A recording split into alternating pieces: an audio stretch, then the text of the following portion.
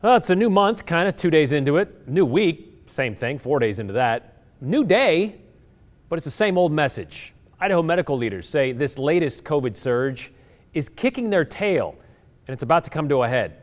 They're running out of options as our hospital system sees significant challenges in the midst of what can certainly be considered the worst COVID spike to date in Idaho. Imagine having to make decisions about who gets medical care in the same way as a MASH triage doctor. In Idaho, not in a war zone.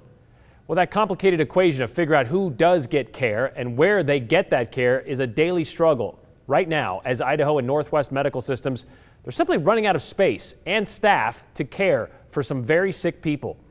And you add in the frustration with the fact a very large majority of those very sick people are not vaccinated against COVID-19. Well, today, once again, leaders of the Treasure Valley health systems did their very best to make this very clear. But haven't they done that already? Joe Parrish shares their cry for help, and this time, literally, as healthcare leaders wade into uncertain waters.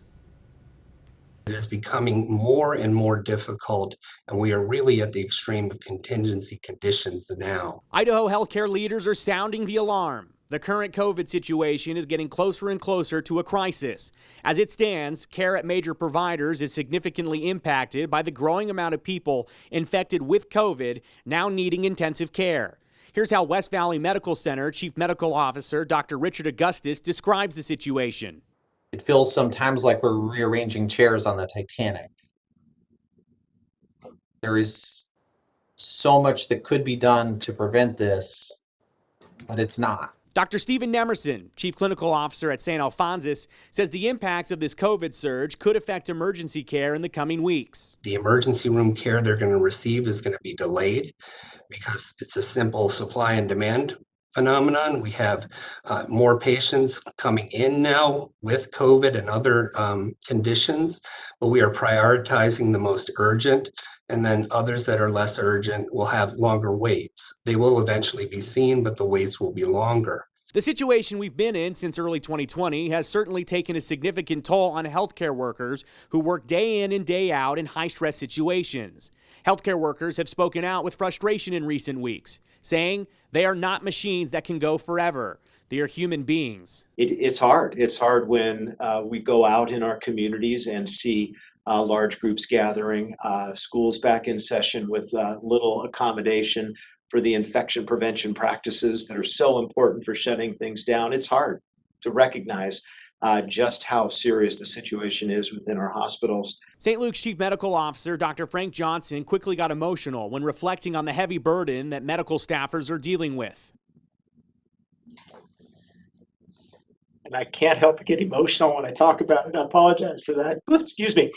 How impressed we all should be with our healthcare workers who are stepping up in crazy, ridiculous circumstances to provide the care they need for their community. We're exhausted. Our teams are tired. They're worn out, and we need some help. We need some help from our communities to turn this around. This week, Governor Brad Little said that the state was pulling out all the stops in a last-ditch effort to battle crisis in the Idaho medical system. That included calling in National Guardsmen, providing emergency funds, and calling on Idahoans to vaccinate. Critics say the state should go further. I asked healthcare leaders if they believed local or state government could go further in their actions to help the situation. We certainly know that wearing masks, social distancing work to slow the spread of disease. We know that. If we had additional efforts to encourage those behaviors, that would be fantastic. It would slow the spread of our disease. We certainly recognize everyone's in a tough spot in terms of figuring out how to make that happen. So I'm not going to call anybody out for additional steps that could be taken to do that, but any efforts that could be made to encourage at this point in the pandemic, more mask wearing and greater distancing, smaller gatherings would be helpful. There's no doubt who Dr. Johnson is referring to with that last comment he made when it comes to gathering in large groups without wearing masks, with no mask requirement, that is. Talking to some schools, I'm sure, and other events like even the Western Idaho Fair, that kind of stuff. But turning it around is one thing. How about just putting a stop to making it worse? I mean, we're in a situation now, Brian, where you want to, quote unquote, stop the bleeding, but the the situation continues just to get worse. We see higher daily case counts. More importantly, we continue to see our ICUs filling up with people. Just today, Brian, on the medical call, they told us the West Valley Medical Center, they're getting calls from Oregon and Wyoming saying, can we send people your way? And that's something pre-pandemic you would never hear of the West Valley Medical Center, asking for people great distances away just to look for any medical coverage. So it's not just an Idaho thing, and it hasn't been, but it's not just an Idaho thing anymore. It's now expanding to the region. It's our region. It's the East Coast. It's the South. There's a lot of areas in our country that are in bad shape, Brian. All right, well, hopefully, once again, this message can be heard by a lot of other people. Thanks, Joe.